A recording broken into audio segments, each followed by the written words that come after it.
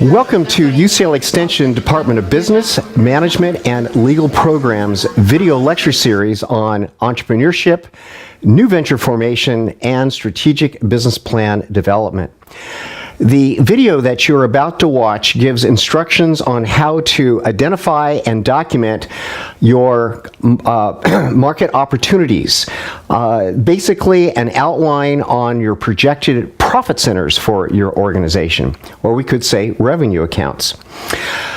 I'm Harry Redinger, your instructor. There is a total of over 40 videos in our lecture series that integrate with our UCLA Extension online course management program, Canvas. Each video strives to be brief and will have a bit of overlap with other videos to tie our curriculum together. Okay, let's get started. Our first slide here is kind of a fun little cartoon character that it asks the questions, what does a business person say? You know, this is actually a question that should be on the final exam. And anyway, the answer is, I see a need. Aha, I see a need. So often the main focus of a business is satisfying the needs of others, providing goods and services that solve a problem, that assist businesses and individuals in achieving their objectives, enjoying life, bringing comfort to them. And so always keep in the back of your mind as an entrepreneur, you are identifying a need that needs to be satisfied. Also, something I want a little reminder here that we touched on in identifying our competitive resources section, but that's the 20-80 rule, the Pietro rule, that 20% of the population creates jobs for the other 80% of the population. And a bit of this also has to do with Adam Smith's invisible hand. But when we go into the marketplace to solve the problems of others, as an entrepreneur, we are also creating jobs. And that in itself is solving the problem of others, is by creating employment for those. And not everyone is cut out to go into the marketplace and go, aha, I see a need, and then do all that this lecture series is about to create organizational structures, job titles, job descriptions to employ this other 80%. So keep that in the back of your mind as to what an entrepreneur does and needs that it satisfies in the marketplace. The market opportunity sections, like the competitive resource section, is a section that enumerates where we're going to go as a business, the objectives we have, the profit centers that we want to create as a business going forward as we execute our mission statement to achieve our vision of success statement. The market opportunity section and the competitive resources section, in a way, summarize the whole business plan up to the threshold of all the competitive strategy sections. So they really are summary-oriented type sections. Everything listed in our competitive resources and our market opportunity sections will show up in one way or the other in the company history or in the industry analysis or market analysis. You know, when we talk about market opportunities and just ask ourselves, what is a market opportunity? Well, the basic definition of a market opportunity is where there's more demand than there is supply. So kind of keep that definition in the back of your mind, where there's more demand than there is supply. However, I want to add to that because sometimes there's more supply than there is demand, but you are really passionate about what it is that you want, the problems that you want to solve, the services, goods and services that you want to bring to the marketplace. And so in this particular case, if you have an overwhelming competitive spirit to go into a market, an arena, a marketplace where there is more supply than there is demand, it doesn't necessarily mean that you won't be successful or have a viable business. We can still identify market opportunities from the standpoint of them being absolute alignment with your competitive resources, talents and skills and life story to provide these goods and services to the marketplace and capture the market share that others might be providing at this time. I also want to call, and I brought it up before, the book The Tipping Point by Malcolm Gladwell, because sometimes a market opportunity can be really small. It's just doing a little change, a little different to something that everyone's aware about, everyone knows about. But because there's some change in the marketplace or consumer demand or social values, that little pivot, that little change can be, if developed and promoted correctly, can create a pandemic of demand in the marketplace for your mission statement, for what you're bringing to the marketplace. So bear in mind that sometimes the market opportunity might be to capitalize something that superficially might look really small, but you figured out how to take that little change and spin that into an opportunity that others don't see or are unaware of. Again, too, the supply and demand model here that you're looking at, notice that you have, D1 and S1. So for demand curve 1 and supply curve 1. And it's identifying the demand curve shifting to the right. And as the demand curve shifts to the right, price goes up. So being able to identify new trends in the marketplace before anyone else does, you can enjoy charging a higher price because the supply isn't there. The Me Too's haven't figured it out yet. So be aware of that concept, that idea, as you as an entrepreneur go, aha, I see a need. Capitalizing on that need, if no one else is doing it, you might have the opportunity to charge 2, 3, 4 times more, or whatever the market equilibrium price might be, to bring that opportunity to the marketplace, the satisfying of that opportunity in the marketplace. This particular graph here is used throughout many of our lectures because it summarizes the strategic planning process and so much about just what life is all about. So, sometimes if we take a look at all the dots that are in the life story or the company history, those we could maybe call competitive resource points, where we acquired competitive resources, as we just got done talking about in the last video on how to identify your competitive resources. They want to align with our vision of success, in essence, our market opportunity or market opportunities, plural. And then our phase of competitive development to achieve the vision of success statement, goals. And so let's kind of bear in mind that, because we always want to remember that everything in business is about alignment. Aligning our competitive resources with the achievement of our market opportunities, the acquisition of our market opportunities. Market opportunities can be profiled as company profit centers, or the general ledger chart of account, 500, 5,000, accounts. But so what we outline here as market opportunities down the road as we start to develop our general ledger chart of accounts, it might be that we are actually outlining at this time in the entrepreneurship development process or the business plan development process, we might be actually outlining our profit centers, thus our revenue accounts on our general ledger chart of accounts. So kind of keep that in the back of your mind when you identify and as you identify your market opportunities. So here's kind of an example of perhaps revenue accounts. Now, I am in the process of writing a book and taking to market this whole concept called EQ yoga, emotional intelligence yoga. So just as an example, I put down what I think might be the revenue accounts for this business. Basically, it's using yoga as a way of strengthening our weakest emotional intelligence scores.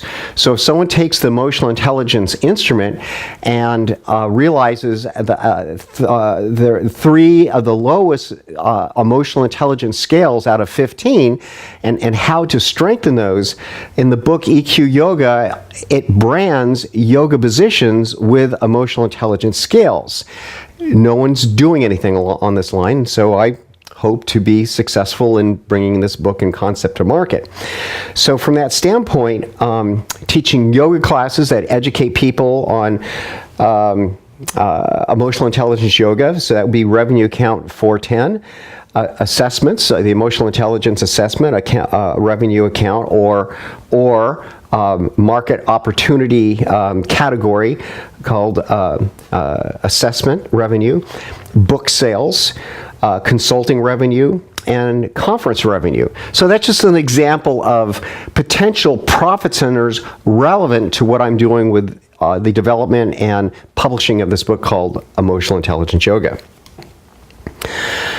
Why is it important to identify your market opportunities? Okay, so why is it important to identify our market opportunities? So the first thing I have up there, it shows alignment with your vision of success statement. So earlier in this business plan process and in the company history, the second to last paragraph, but somewhere we have to identify our vision of success. And just a little sidebar here, and as I mention all the time, businesses that develop and implement a business plan earn 10 times more in profit than businesses in the same market industry, same market niche that don't, for 4 primary reasons. 1, they developed a mission statement. 2, they've developed a vision of success statement. In essence, they've made a statement of the market opportunities that they're pursuing. 3rd, they developed organizational structure. And 4th, they have developed a phase of competitive development. So showing alignment with your vision of success statement is one of those 4 things that developing a business plan does, that allows us to produce or acquire 10 times more in profit than firms that don't. Second, it shows a logical projection of your company resources. So needless to say, for every competitive market opportunity we identify, if we go back to our competitive resources section, we should be able to identify the competitive resources that empower us to provide the goods and service to market to achieve this market opportunity. 3rd, it establishes your revenue accounts. So it starts to get us to think about, what categories are we going to track as a business from an accounting standpoint as categories of revenue. So these same market opportunities can be revenue accounts. 4th, it creates a foundation for your organizational structure. So as you start to identify your market opportunities, we then want to develop a business model or an organizational structure that specializes in producing the goods and services as established by our mission statement, as well as the market opportunities that we're pursuing that will be outlined in some way or another in our vision of success statement. So taking all this into consideration, we at some point will have to develop a logical organizational structure that shows that in essence is our business model as to how we're going to divide labor to produce the goods and services outlined by the mission statement to achieve the vision of success statement. And then 5, to refine the direction of your mission statement. So here our mission statement is just 2 sentences. What are we selling and to whom we're selling? And the second sentence, what makes us competitively different? Now when we get in and enumerate our market opportunities, we can start to get a real feel for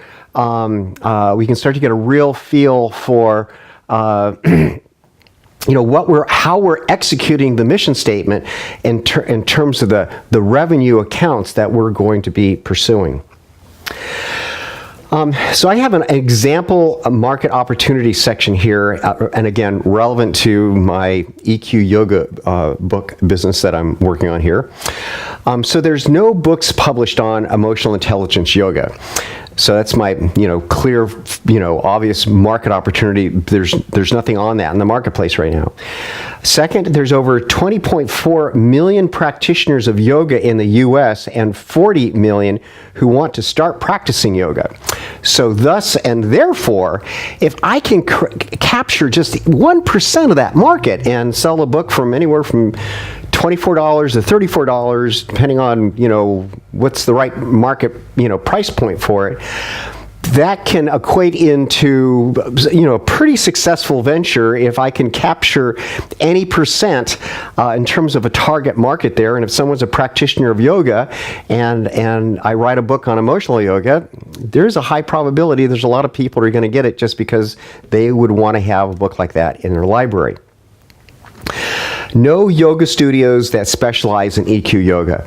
When you take a yoga class at a yoga studio, they often, will say, focus on your intention, but the instructor won't explain what your intention is or give any instructions on how to identify intentions that might actually have a direct impact on your ability to achieve happiness in life.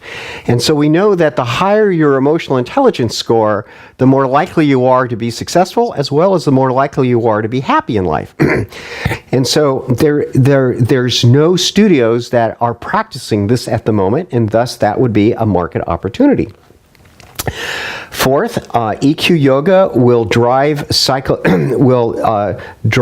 psychological type and emotional intelligence assessment sales. So the promoting emotional intelligence, the book in the marketplace, will drive people to go, well, what is my emotional intelligence? What is my Myers-Briggs type indicator? And as a practitioner of these instruments, I charge a certain fee to administer these instruments and interpret them to the individual. So as people buy the book, in terms of, and what we talk in many other places in this curriculum, but a value proposition ladder. So the minimum entry point value is the sale of a book or giving the book to somebody. And then that encourages them to do the assessment process, which would encourage them to do the life transformation coaching process. And so the price gets bigger each time we go up this value propositional ladder.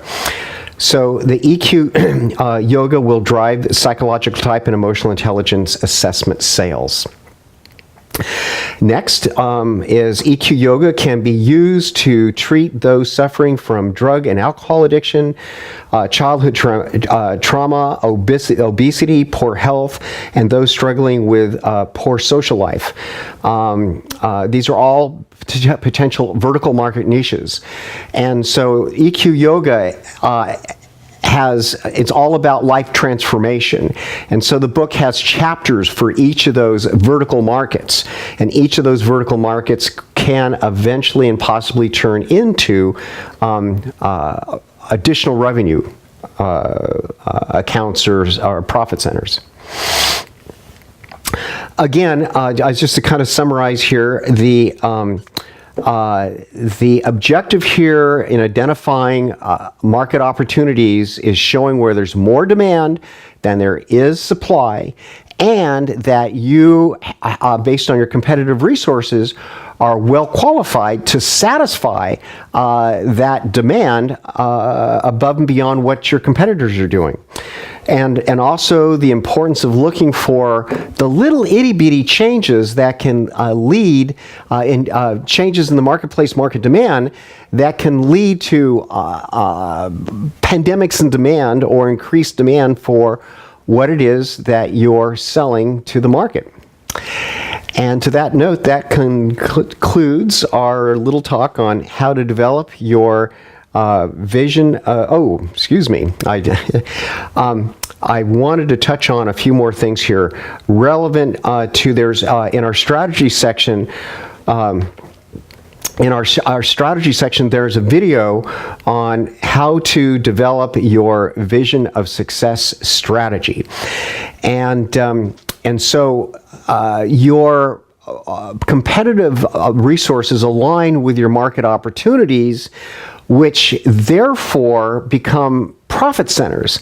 And these market opportunities can also become visions of success. So by putting images in your home, your workplace, where you, staff, management, employees can see, helps everyone understand what it is that we're selling and what makes us competitively different in the marketplace. So by promoting with images, vision board images are market opportunities, people have a better mindset in terms of what they're trying to achieve in the workplace. So just as an example here, we have a picture of someone shaking their hands, and you can see the word contract there. So obviously a contract was just awarded. So here's a vision of success or a market opportunity being achieved. Anyway, that concludes our talk on how to target and document your market opportunities. We'll see you at our next lecture.